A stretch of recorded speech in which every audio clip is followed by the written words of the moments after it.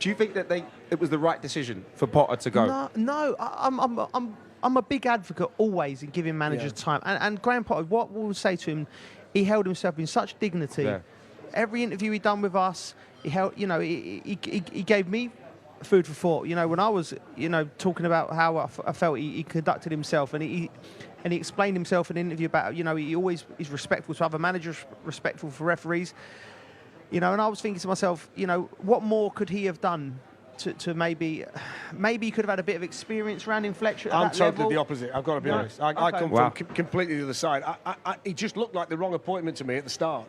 And I said that at the beginning. That he didn't strike me as a man that was going to finish the season. And the reason why I say that, I think that's a tough changing room. Yeah. I think they're players who kind of look at you in there and say, what have you done for me lately? Yeah. What are you bringing in here that I've not got?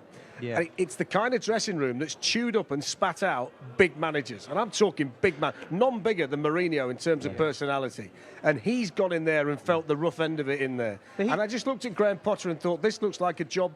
It's one too soon. You need to go somewhere else first. Okay. But can it only be a big name in the summer? If Frank decides, you know what, if they don't offer it to Frank, which I don't think is that likely. If he gets they need a big name to go in there and say, yes, this is my changing room. But they had that in Thomas Tuchel. Yeah, they did. had it in Thomas Tuchel. But I think you need the cojones to go in there and say, listen, you've got to give them something. You've got to walk in and you've got to get their respect straight away. See, that's I know what you're saying, but that's counterintuitive, because I think Potter went in there and he's probably seen big managers who've gone in there with big egos and puffed their chest out, and he looked from the outside like he was trying to be that supportive coach. Yeah. What do you need, with the modern player, and that didn't work. Does the De Zerbi situation at Brighton though not start to answer the question? That Brighton went to a certain stage under Graham. De Zerbi's gone in and now he's turned them into this really good attacking team. Evan Ferguson scoring goals, Mitoma scoring goals. He's added another level to them. And you look at the Chelsea situation, they need the absolute finished article because they go into every season thinking, we want to win the Premier League and the Champions League. Who is that finished article? Is it Luis Enrique? Is it Nagelsmann? There's only one man that I could be. If is it Mourinho? It's not Mourinho. It's not Mourinho. I think it's very difficult for Jose to come back to Chelsea at some point because he's gone to Tottenham, because he's gone to Manchester United. I think there's a connection maybe with the fans that's maybe not once what it was. But there's one man out there who's very active at the moment, and that's Carlo Ancelotti. He's the one man.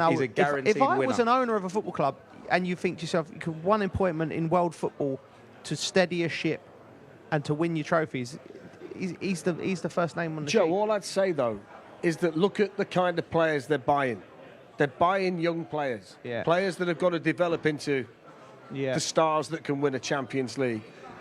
Would Carlo or Jose come in and say, I'm happy to develop first and have the patience and win later? I think you need a manager that has to embrace a young squad, young players, know what the project is. And I think then you look at these serial winners, not necessarily sure at this stage whether that's Chelsea, because I think Chelsea might be 18 months away, maybe a little bit longer, from really being able to go toe-to-toe with Manchester City and the like over a full season. I'll throw something. The last time Chelsea won the league, they finished 10th the season before. Right. So the club has got a track record of going through these spells where... And go quick. And just turn it around quick. And then it all kind of comes together. They like that though, don't they, Chelsea? Yeah. That's all right. I lived through it. It was like, it was constant. It was chaos. It was, you knew second or third bad result in a row. Yeah. You're looking around thinking, any day now we're going to walk in here and there's going to be a new manager looking at us with new ideas.